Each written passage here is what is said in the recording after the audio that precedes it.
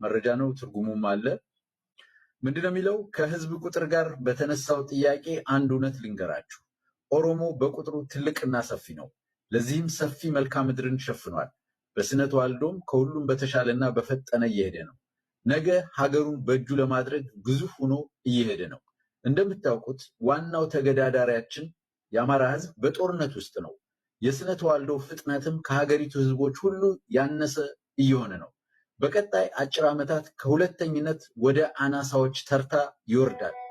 አሁን በጥባጩ ክልል አዲስ ነፍጠኛ አይወልድም። የቆዩትንም እየተወጋናቸው ነው። እነሱም የጊዜ ጉዳይ ነው እንጂ ይጠፋሉ። በቃ ምን አለፋችሁ ነፍጠኛውን እንደ ኛንጋቶም እና የም ብሔረሰብ አናሳ ነው የምናደርገው። ጦርነቱን በአጭር ስለማይቆም በክልሉ አስከፊ ወባ ወረርሽኝና ረሃብ ይነሳል። ያኔ እኛ ቆሞ ማየት ብቻ ነው የሚጠበቅብን። ኦሮሞን ሳያስፈቅድና እኛ ሳንፈቅድ ስንዴም ይሁን መድኃኒት ወደ ባህር ዳርና ጎንደር የሚያደርስ ማንም የውጭም ሆነ የውስጥ ኃይል ስለሌለ የሚያድናቸው አይኖርም።